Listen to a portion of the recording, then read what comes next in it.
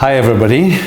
I have actually had some more questions submitted this week, so I've picked a couple out for you, and I like the first one. It says, what's new at the school or in the works that you can talk about? And obviously there are some things that I don't really want to spill the beans just yet, but I think we've got some exciting things happening. So where am I going to go first? From a programmatic point of view, we've been putting an awful lot of work into a new grade 8-9 experience. It's going to be a cohesive, very sort of cutting edge approach to those middle years. Lots of project-based learning, tearing down the walls, not literally, but figuratively tearing down the walls between disciplines. And preserving some of the homeroom type of approach that the students have been used to in grades 6 and 7, while incorporating other tremendously exciting new features. So we'll be doing a presentation about that sometime very soon. So that's a really exciting thing. On the facilities side of things, I'm going to have an exciting announcement to make very soon. So I'm just sort of teasing you a little bit and whetting your appetite that it relates to our provision for our sports. That's all I'm going to say at this point. But anyway, very, very motivated and inspired by that. So, wow! And then getting ourselves organised for the move into the new TLC, and really watching those spaces sort of come to life now as the building is almost finished. That's tremendously exciting because there's some possibilities in there too.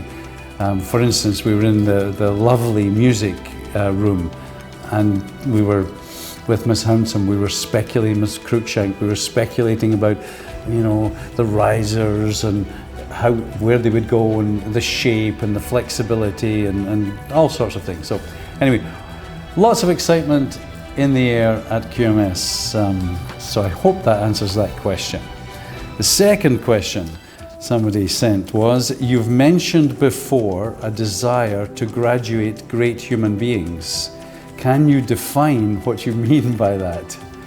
So when I say that, I'll attempt a definition. When I say that, I mean young people who've been exposed to the right role modeling, the right sense of community, the right values, and dare I say it, have had an opportunity to not just participate in those, but discuss those, so that they're compassionate, kind young people, because ultimately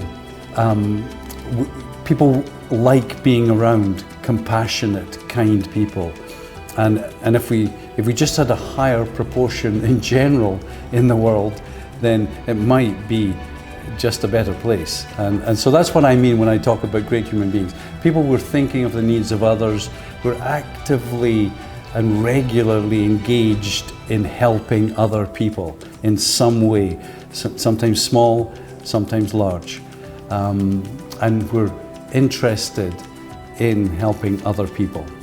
So there we go. I hope that defines it a little bit more about great human beings. And then the last question is the usual last question. What are the highlights or lighter moments of the last week? Well, again, at the risk of repeating myself, as we come to the end of our stigma-free month, where each week we've been taking a different aspect of life that can often produce stigma and negative experiences for people, and really educating the community. And the Stigma Free Club has done a fantastic job of that. And I just wish you had all been in chapel again this week to listen to them and watch the videos that they put together to go with their presentation. So that's been really uplifting again for me. The lighter moment of the week, there's been a few, but the one that jumps to mind is just yesterday, I think it was, the little ones in primary had their 100s day. And so they all turned up in the morning at drop-off, all dressed up as older people. So, you know, an older person like me could have taken offense, but instead I just went with the flow and sort of joined in and had a little bit of ribbing back and forth with them.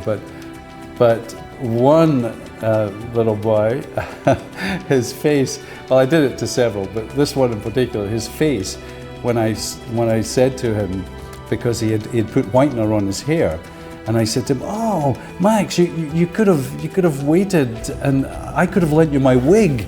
And I went to take my silver wig off, and I think he actually thought that I was just going to remove this mop of white hair that I have on top here. So there you go. That was it was just great though to see how wholeheartedly they got into the being old thing. So anyway, a great week. Another great week at QMS. Thanks everybody, hope you have a lovely weekend.